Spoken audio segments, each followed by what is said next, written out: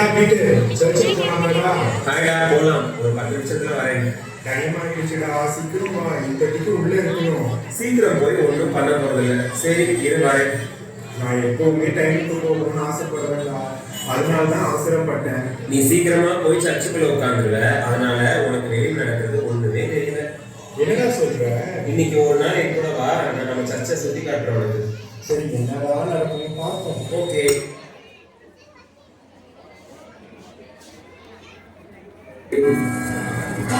இருடா, நான் ஒரு நிமிஷம் ப்ரே பண்ணிட்டு வந்துடுறேன். ஆண்டவரே, இது என்ன சுத்தி காட்ட போறான்னு தெரியல. என் மூளையை குழப்பாம பார்த்துக்கோங்க. ஆமென். ப்ரே பண்ணியா? வா போலாம்.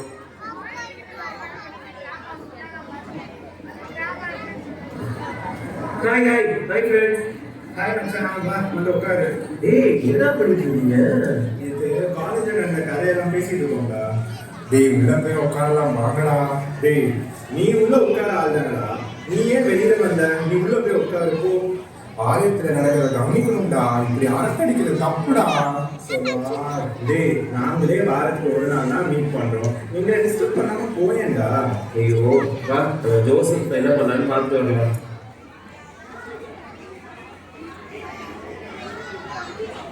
டேய் அட்ரா அட்ரா, பின்னாலே அட்ரா.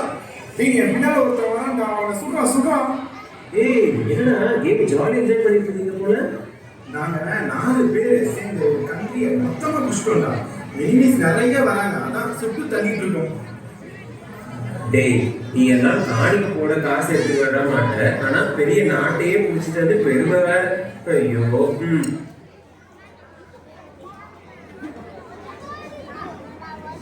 ஜான் வாடா போலாம். அடுத்து எங்கடா கூட்டிட்டு போற? நான் இங்க ரெஸ்ட் ரூம் தான்.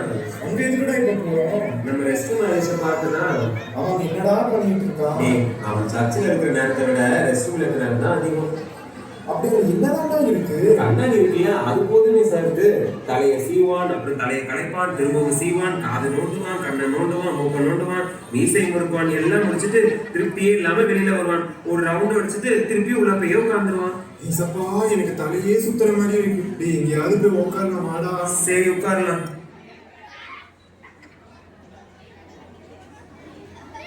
தோ வந்துட்டான் பாரு நம்ம 1/2 கிலோ சிங்கியோடு. யாருடா அது 1/2 கிலோ சிமியோனு? ஆமாண்டா, அவன் எப்பவுமே 1/2 கிலோ நகைய கழுத்துலயும் கையில மாட்டிக்கிட்டு சட்டை பாவட்டை கட்டி விட்டுக்கிட்டு ஒரு ரைபன் கிளாஸ மாட்டிக்கிட்டு சர்ச்சை சுத்தி சுத்தி வருவான். எதுக்குடா இந்த வெட்டி பந்தாலாம்? டேய் அவன் சர்ச்சுக்கு வர்றதே வெட்டி பந்தா பண்ணதான். சரி அவனை விடு. இதோ வந்துட்டான் பாரு நம்ம செல்ஃபி சேகர். எனக்கு செல்ஃபி சேகரா? ஆமா, இப்போ புது மாடல் ஐபோன் எது வந்தாலும் அவன் கையில பாத்திரலாம். புதுசா எந்த போன் வந்தாலும் வாங்கிடுவான். சர்ச்சில் சுத்தி சுத்தி போட்டோ எடுப்பான். ஃபேஸ்புக், இன்ஸ்டா எல்லாத்தையும் நான் ஸ்டாப்பா அப்டேட் பண்ணிட்டே இருப்பான்.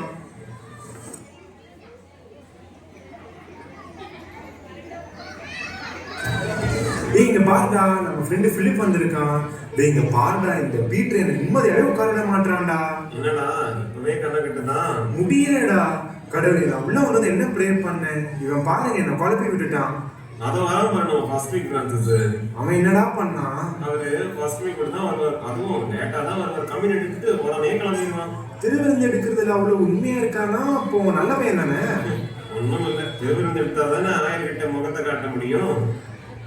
எதுக்குடா 1000 கிட்ட முகத்தை காட்டணும்? அவனுக்கு பொண்ணு பாக்குறாங்கல்ல, அதான் நாளைக்கு கல்யாணம்னா 1000 கிட்ட போய் பேசும்போது பொண்ணை சர்ச்சிலேயே பார்த்ததுலயே சொல்லுவாங்கல்ல, அதனால தான் அடிக்கடி மூஞ்ச காட்டிட்டு வரான். லிசப்பா, என்னால முடியலையே. டேய் எனக்கு மயக்கமா வருதுடா, கொஞ்சம் தண்ணி கொடுங்கடா. வாடா உள்ள போய் வரலாம். சுவாகசே முடிய போகிறான். இரு காணிக்கு போட்டுட்டு பேசுவோம். இன்னுமா? ஆமாடா இதெல்லாம் வருவாங்க, கொஞ்சம் வெயிட் பண்ணு. காணிக்க பட்டையே ஆரம்பிச்சுட்டாங்கடா. நீதான் சர்ச்சுக்கு வருவாங்க, முடியலையேடா.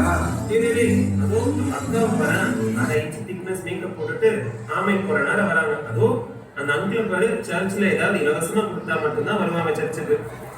இன்னைக்கு மீட்டிங்ல சண்டே ஸ்கூல் அண்ணாங்க எப்படியாவது அழைச்சிட்டு வந்துட்டு இவங்களுக்கு புத்திமதி சொல்ல வைப்போமா? யாரு இவனுங்களா? இவனுங்கெல்லாம் ஓடிடுவானுங்க.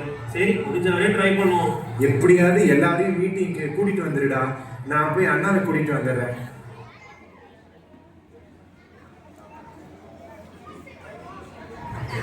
அன்பு தம்பிகளா, உட்காருங்க. என்ன எல்லாரும் நல்லா இருக்கீங்களா?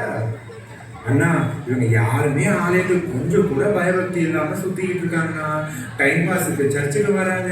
கொஞ்சம் நீங்களா பார்த்து புத்தி சொல்லுங்கண்ணா. என்ன தம்பிகளா நீங்க ஏன் இப்படி பண்றீங்க? அண்ணே நாங்க சின்ன வயசுல இருந்து சண்டே ஸ்கூல் வரோம், ரெகுலரா சர்ச் அட்டென்ட் பண்றோம். நாங்க புதுசா கத்துக்கிறது ஒன்றுமே இல்லை. நாங்க பைபிளை பத்தி நிறைய தெரிஞ்சு வச்சிருக்கோம். நாங்க எங்க ஃப்ரெண்ட்ஸ் கூட ஜாலியா இருக்கோம். ஃப்ரீயா விடுங்கண்ணே. தம்பிகளா, நீங்கள் எல்லோரும் மனிதர்கள். உங்களை பற்றி தீண்டினால்தான் உங்களுடைய உண்மையான மதிப்பு வெளியே தெரியும். நீங்கள் எல்லாவற்றையும் புரிந்து கொள்ளக்கூடிய கூர்மையானவர்கள். கூர்மையான எந்த ஆயுதமும் தீட்டப்படாமல் இருந்தால் துருப்பிடித்து போகும். நீங்கள் உங்கள் அறிவை தீட்டிக் கொள்ள தேசத்தை பற்றிய அறிவை வளர்த்துக் கொள்ள வேண்டும். மார்க் 11:17 என்னுடைய வீடு எல்லா ஜனங்களுக்கும் ஜபவிடையாகவும் என்று எழுதியிருக்கிறது அல்லவா? நீங்களோ அதை கள்ளக்குறையாக்கினீர்கள் என்று அவர்களுக்கு சொன்னார். நாம் நமது ஆலயத்தை கள்ளக்குறையாக மாற்றலாம். நாம் நமது ஆலயத்தை பரிசுத்தமாக காப்பது நமது கடமை அல்லவா? இந்த கிறிஸ்து பிறப்பை நன்னாளில் நாம் உறுதிமொழி ஏறெடுப்போம். நமது ஆலயத்தின் பரிசுத்தத்தை பேணி காப்போம். உங்களுடைய ஆலோசனையும் உங்களுடைய போதனைகளும் எங்களுக்கு நல்ல தெளிவு கொடுத்துருக்கோம். இனிமேல் எங்கள் வாழ்க்கையில் நாங்கள் பயபக்தியுடனும் ஒழுக்கத்தோடையும் நடந்துக்கிறோம்னா ரொம்ப நன்றி தான்.